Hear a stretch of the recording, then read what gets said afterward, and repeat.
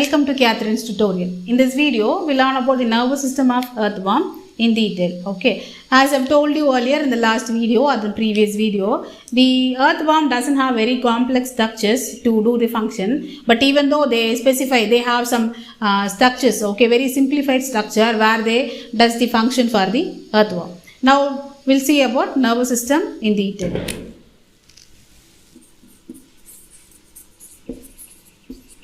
Okay, if we take the nervous system of earthworm, we can divide them into three categories as central nervous system,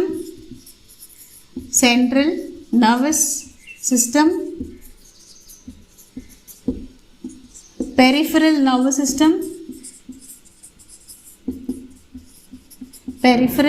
nervous system,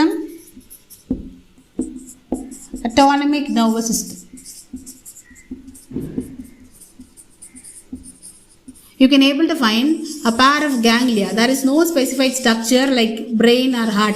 In the last video, when we are learning about circulatory system, there are valves. They regulate the function of heart. They are known as heart of the organism. They doesn't have actually the exact heart. The same way, the nervous system will does all the function in case of earthworm, but they doesn't have a specified brain structure as like human being. They have ganglia. These are nothing but a group of nerve cells together. They are known as ganglion. So these are a pair of ganglion which are present on the third segment of the organism. So these are present on the third segment of the organism and they are known as suprapharyngeal ganglion.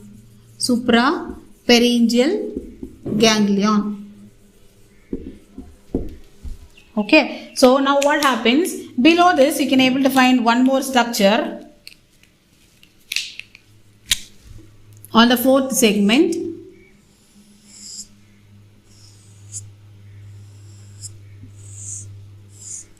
So this region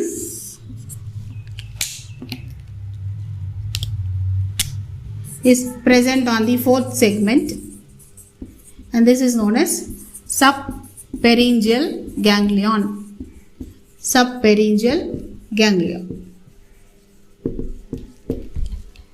The structure which connects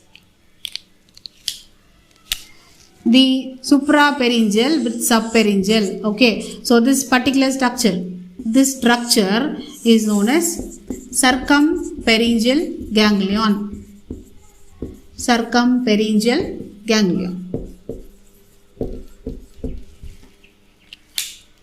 What happens here? After fourth segment, okay, they continue as double ventral nerve cord. So they continue as double ventral. So they are two in number. So it is double ventral nerve cord present in each segment of the organism. So you can able to find nerve cords here. They are present at each segment.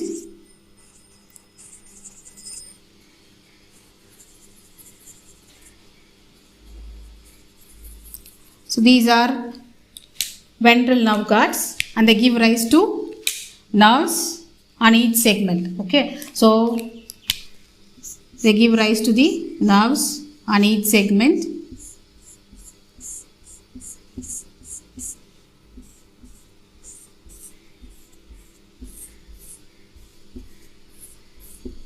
Okay, this is known as central nervous system. The central nervous system consists of suprapharyngeal ganglion which is present on the third segment and subpharyngeal ganglion which is present on the fourth segment. These suprapharyngeal and subpharyngeal are connected by circumpharyngeal ganglions. Okay, and these ganglion will continue as double ventral nerve cord. I'll write here. It continues as double ventral nerve cord. And these are known as segmental ganglion. So where you can able to find in each segment, no? So these are known as segmental ganglions.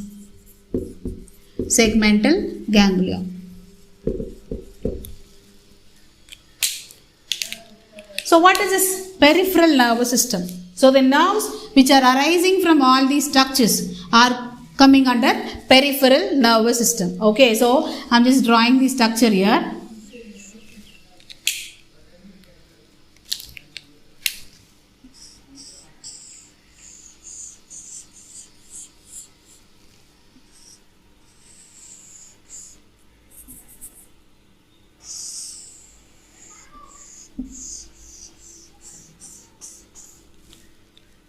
I'm drawing the segments here so that you can able to understand.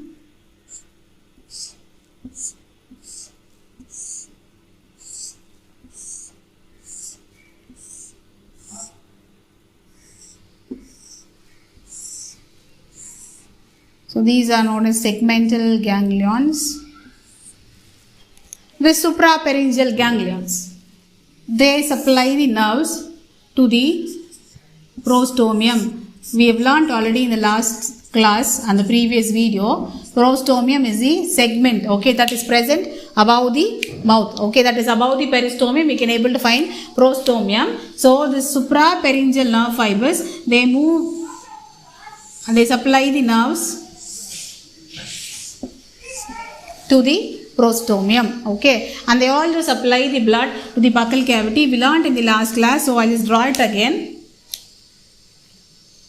Yeah, the first segment contains a small opening mouth followed by buccal cavity, okay, followed by buccal cavity, a somewhat wider chamber we learnt, that is pharynx followed by esophagus and stomach. It just goes in this way. So here what happens, the first segment which is present above the mouth, that is the overhanging structure above the first segment, is known as prostomium. The suprapharyngeal ganglion, they supply the blood to the prostomium and also to the buccal cavity. So I'll write here, the suprapharyngeal ganglions will supply the blood to the buccal cavity and also to the prostomium.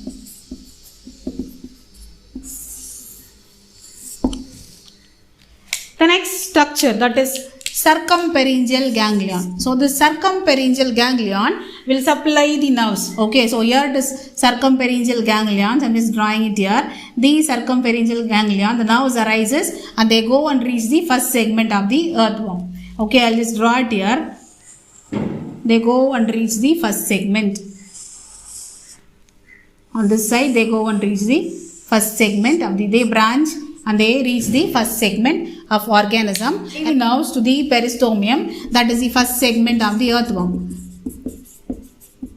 So the circumpharyngeal ganglion, they supply the nerves to the peristomium and also it supplies to the second segment, that is buccal cavity, second segment of the organism, that is circumpharyngeal ganglion, supply the nerves here.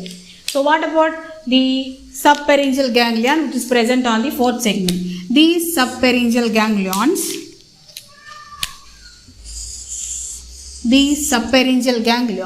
will supply fourth segment of the organism.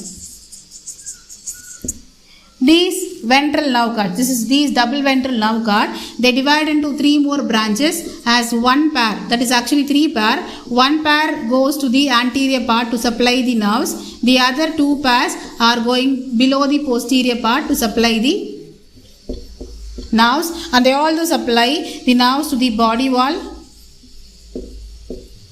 and gut of the organism. Okay, so this double ventral nerve cord will supply the nerves to the body wall and gut wall. Okay, and one more important thing, autonomic nervous system. So here it is named as sympathetic nervous system in case of earthworm. So it is known as sympathetic nervous system. The sympathetic nervous system will supply the they supply the nerves to body wall, gut wall and epidermal region.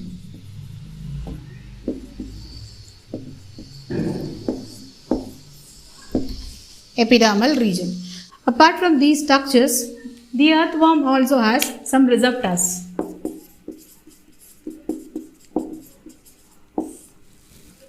The brain is not actually a prominent structure. Instead of brain only they have ganglion here. But apart from that, they have this suprapharyngeal ganglion, subpharyngeal ganglion. They supply the nerves to the muscles and skin. Okay, so you can able to find receptors in case of earthworm. They have epidermal receptors that is present on the skin. They have chemoreceptors which identifies the changes, chemical changes. It also acts as taste receptor. Okay, they have epidermal receptors and chemoreceptors, and they can also able to find out the vibrations, okay, with the help of receptors found on the epidermal region of these organism. Okay, so by the next video we'll learn about the next system, that is reproductive system of earthworm in detail. Thank you.